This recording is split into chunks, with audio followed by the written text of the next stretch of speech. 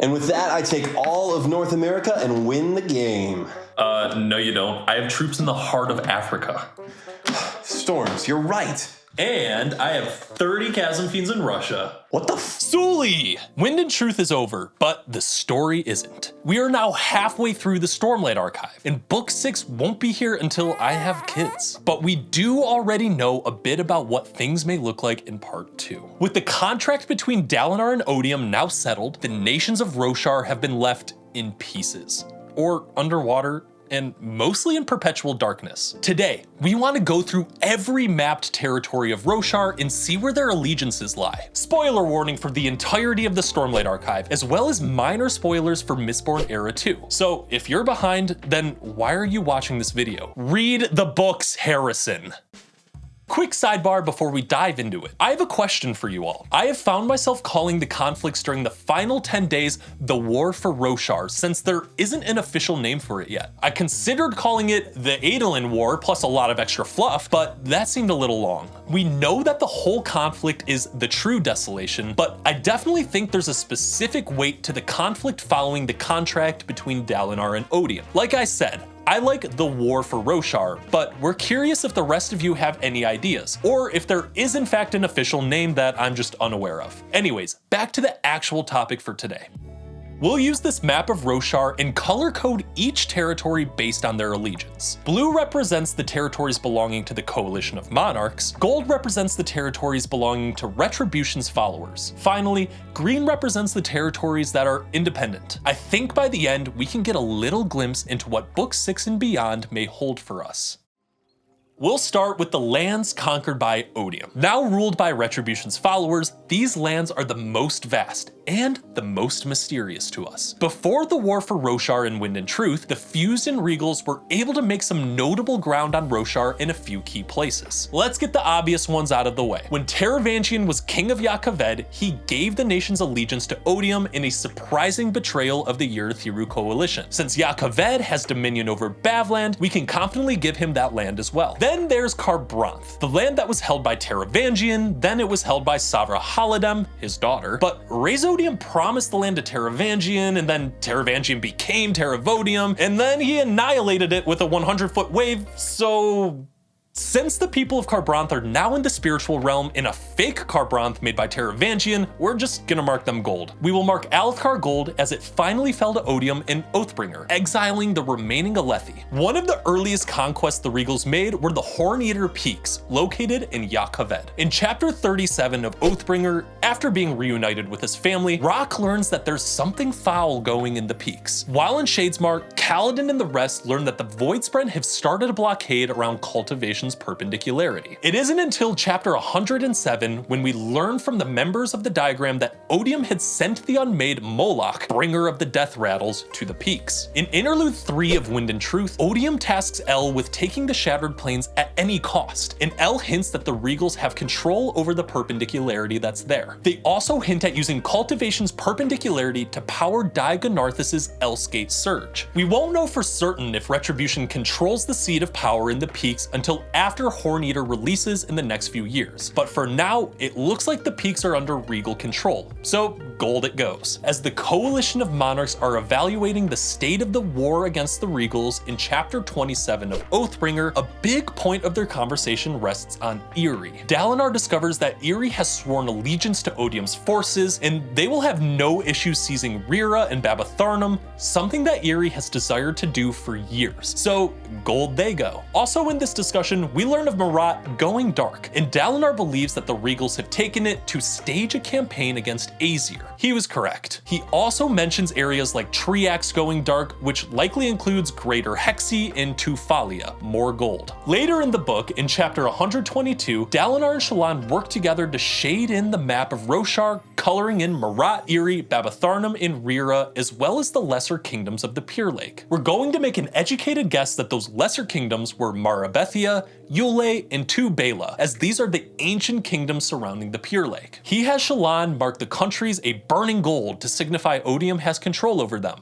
so we will too. Most of these territories end up getting destroyed by the Everstorm in the Pure Lake flooding at the end of Wind and Truth anyway, so we don't really know how viable these kingdoms are, but the land is in Retribution's control. In Interlude 17 of Wind and Truth, we find the Mink on the brink of execution. Luckily, he manages to avoid certain death yet again as he is saved by a group of Great Shells. While this is a fun scene and expected of the general, it does reveal to us that he was unable to free Herdaz from Retribution's control. Sorry, Gancho, gold you go. On day 6 of the battle for Azimir, Adolin and Yonaghan learned the terrible news that their allies had turned on them. Emul and Tashik had seceded from the Azish Empire and joined forces with Odium. The country sent forces to attack the reinforcement army Adolin had been expecting, slowing the army greatly and leaving Azimir stranded. Emul and Tashik are now gold. One of the biggest victories for Team Odium is Thalena. While debating Yasna, Odium drops a shocking fact to Queen Fen. In chapter 114 of Wind and Truth, Odium lists that he has contracts with Steen, Dawn's Shadow, New Natanin, Cecilamix Dar, and Tukar. As he says, this is every major port city in Roshar, which leaves the Thalen position as a hub of trade in huge turmoil should she not side with Odium. This puts most of the Frostlands firmly in Retribution's control, so let's make them gold. Just ignore the shallow crypts, we have no information on it. In chapter 123 of Wind and Truth, Yasna and Odium's debate finally concluded. After arguing back and forth and making big promises to Queen Fen, Odium succeeded in getting Thalena to join his empire, another gold nation. Finally, Retribution mentions having control over all of the land in the Reshi Isles. We'll talk more about them later.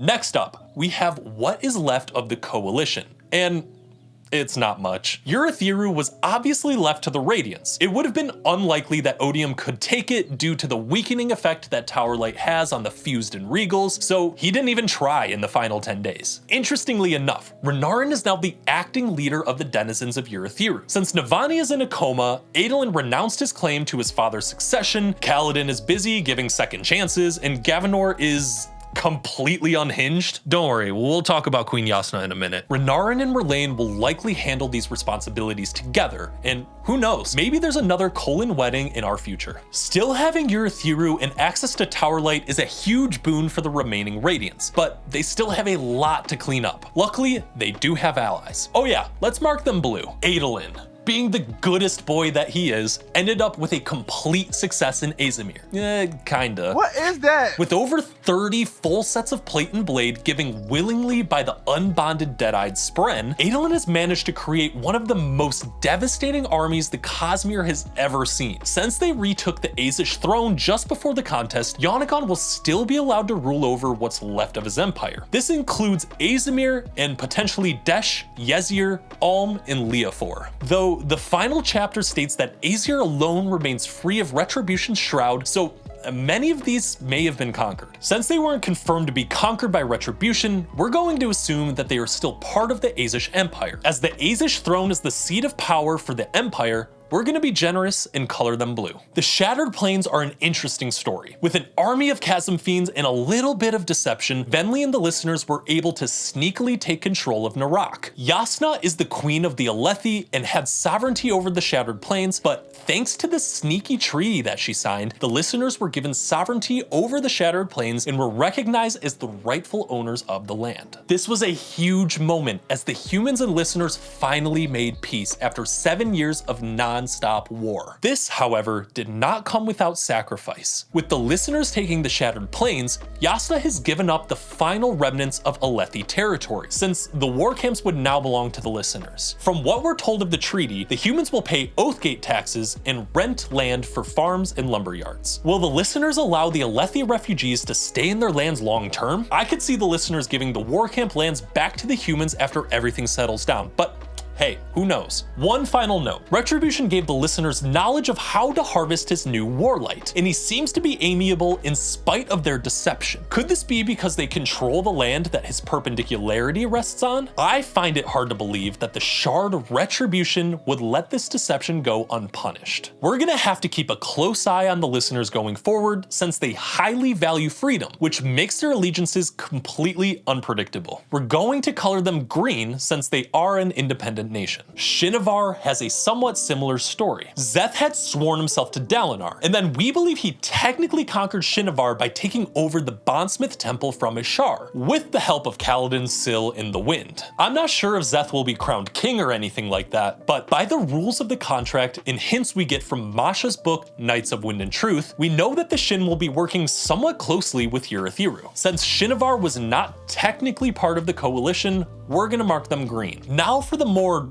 abstract. As stated earlier, we know that Odium swayed some of the Reshi to his side, but since each island maintains individual governance, many of these sovereign kingdoms remain free and out of Odium's grasp, specifically the kingdoms that reside on the backs of the Taina Great Shells. Will we see them aid the remnants of the coalition? Will they eventually be conquered by Retribution, or will they continue to be neutral parties? Regardless, for now, we're gonna color them green. Amia is as good as dead to the rest of Roshar, but there's still quite a lot of mystery surrounding the place. We aren't 100% sure that there are any occupants still on Amia. The Sleepless were there to protect the Dawn Shard, but Risen is jetted off to the great unknown, so who knows if any hordes are still there. Regardless, we heard nothing about the status of the island from either Retribution or the humans' point of views, so we're just gonna assume that they're as neutral as always. So that's it for all of Roshar. In the physical realm, the final faction I want to mention is that of the Spren. We know that some of the factions of Spren joined the Radiance in the True Desolation. Others joined Odium, those sneaky dust Spren. So the camera stopped recording for some reason, so we're redoing this. We also know that many of the factions of Spren remained neutral, like the Honor Spren who stayed in lasting integrity. This leaves the allegiances of a majority of the cities in Shadesmar unknown to us. Shallan will likely explore Shadesmar and reveal their inner Spren politics to us in the future books, or at least I hope so. But for now, we'll have to leave everything outside of lasting integrity as unknown. And that's it. Roshar is a vast continent, and most of our time in it has been focused on relatively small areas. With so many nations swearing fealty to Odium or Retribution, and a contract holding off hostility, Roshar will likely see a huge boom in technology as ideas and creativity foster through the peace. Well, that and as Retribution prepares for a galactic war. But what do you think? Did we miss any major players? Did we get anything wrong? Let us know in the comments and subscribe if you want more content like this. Kolo?